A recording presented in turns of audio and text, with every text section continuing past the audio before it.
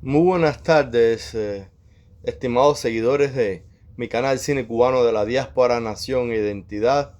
Bienvenido a un nuevo programa en esta segunda temporada que he retomado con mucho ímpetu y con la mejor voluntad de realmente contribuir a la difusión de los grandes valores de la cultura cubana de la diáspora en Estados Unidos en su máxima expresión.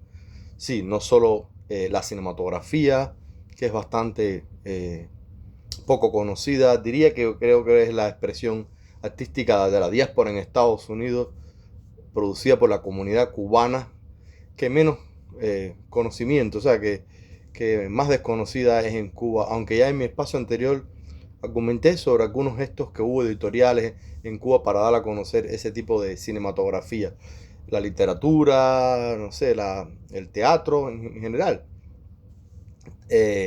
la cultura en su mayor expresión más abarcadora de la palabra. Esa es realmente la motivación principal que me llevó a crear este canal, reitero, y pido la colaboración.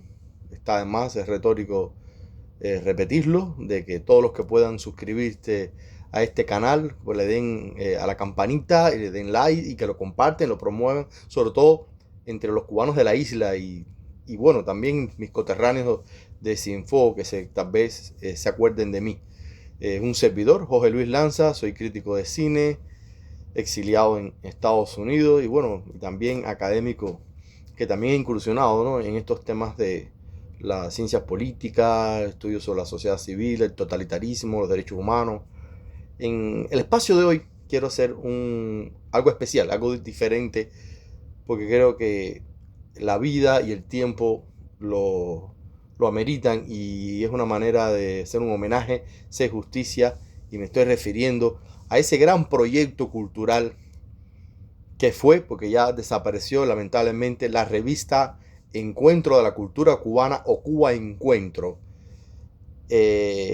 La cultura cubana de la diáspora, como su nombre lo indica, tiene una naturaleza transnacional. ¿Por qué? Porque es una expresión cultural, expresión de la espiritualidad, de la identidad de una nación que trasciende las fronteras nacionales. Es decir, la producción cultural de la diáspora cubana en los Estados Unidos representa una comunidad que no se encuentra en Cuba, pero que continúa siendo fiel a sus valores identitarios, a sus valores como nación y a su cultura.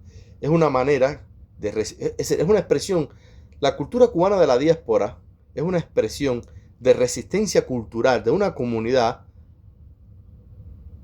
radicada en otro país receptor, en este caso los Estados Unidos, que intenta mantener sus raíces culturales, su legado cultural, no solo para las descendientes de estos originarios, sino también para una manera de contagiarnos con esos grandes valores culturales la sociedad norteamericana y también impactar en otras minorías latinoamericanas. Y es por eso que Estados Unidos es un país tan rico culturalmente y tan multicultural por la cantidad de minorías latinas asentadas en los Estados Unidos en diferentes ciudades. Nueva York, por ejemplo, tiene grandes comunidades boricuas. Entonces, eh, siempre ha insistido la voluntad de los exiliados cubanos en diferentes momentos de poder promover lo mejor de sus valores culturales. En este caso, la literatura ha tenido un protagonismo muy grande, porque no es la primera vez. Es decir, la revista Cuba Encuentro o Encuentro de Cultura Cubana surgió de la iniciativa, por supuesto, de intelectuales y de escritores de fundar una revista, ¿no?, para promover la literatura cubana. Y a eso, por supuesto, voy a ahondar porque es la esencia de este programa de hoy. Pero no es la primera vez, o sea, eso tenía precedente. Ya en los años 80 hubo dos momentos, dos épocas distintas. Unos escritores como Reinaldo Arenas fundaron la revista Mariel, que rinde tributo, ¿no?, a ese éxodo del Mariel que hubo en el año 80. Y después, más adelante, pudiera también hacer énfasis, ¿no?, en este episodio cultural que tuvo bastante trascendencia, pero no tiene comparación con lo que fue el impacto y la trascendencia de Encuentro de la Cultura Cubana. De hecho, uno de los mismos volúmenes, número de Cuencuentro, le rindió homenaje a la revista Mariel. Resulta ser, Y con esto quiero hacer un poco de justicia y algo que debería tener pendiente, que debía haber profundizado más un aspecto en mi programa anterior, cuando me referí a la figura del cineasta cubano Jesús Díaz, ¿no? Que fue uno de los que realizó el documental 55 Hermanos y director de la película cubana Lejanía, que comenté el programa pasado, que siguiendo la idea, Jesús Díaz, este cineasta cubano, él se radica después, en los años 90, ¿no? Él se marcha de Cuba y se radicó en España, si no me equivoco, y entonces él aunó esfuerzos, patrocinadores, y él fue el fundador de la revista Encuentro de la Cultura Cubana en el año 96. Se apoyó, por supuesto, editores. Por esta revista pasaron grandes figuras intelectuales, artistas, que la ilustraron. Por ejemplo, hasta colaboró con ella en lo que es la parte de ilustración, el artista plástico Fabio García. Pero lo curioso y lo contradictorio de la figura de Jesús Díaz como fundador de la revista Cuba Encuentro, para muchos que no conocen, que no son tal vez, no están versados, no tienen el dominio de este tema, y ahí es donde está lo controversial a veces y lo contradictorio, lo polémico de estas figuras de la intelectualidad, y donde están estos especies, a veces algo que caracteriza al intelectual a veces, de mutar ideológicamente, de ser una especie de fouché, de pactar, y a veces, ¿por qué no? Yo pienso que puede ser el término de asumir posiciones oportunistas. Jesús Díaz es una figura muy vinculada al régimen cubano, o sea, muy conectada con la élite política en Cuba.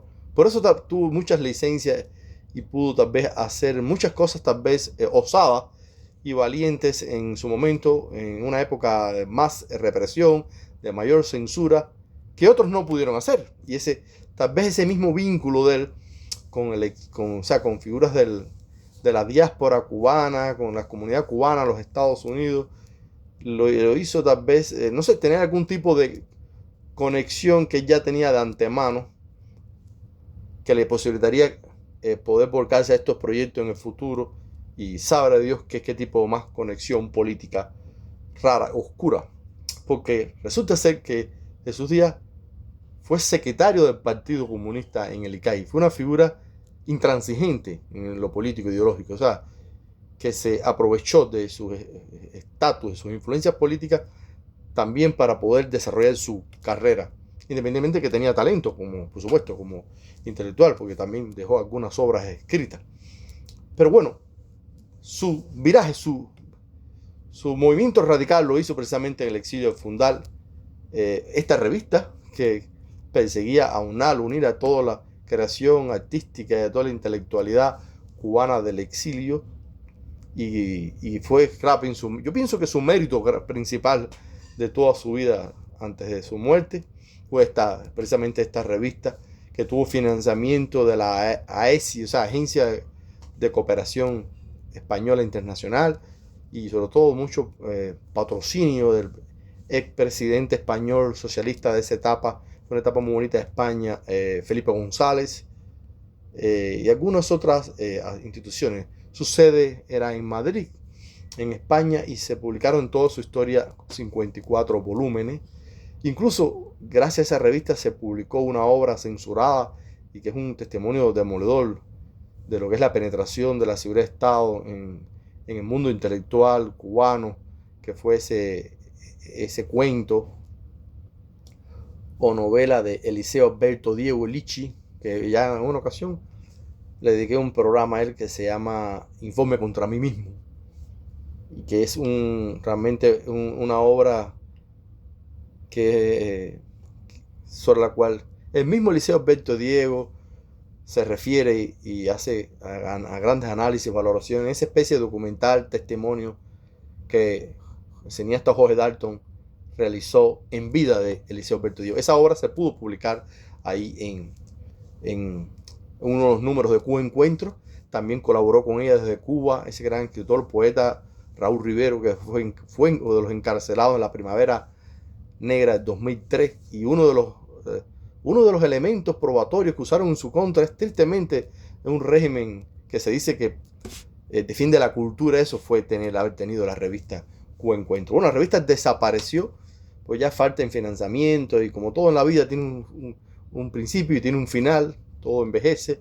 En el año 2024 dejó de existir, pero sí, tuvo realmente una gran difusión, y pienso que es muy necesario que hayan existido emprendimientos como estos, que no lo hay en este momento en las diásporas cubanas en Estados Unidos, y es lo que demuestra que la cultura cubana es una sola.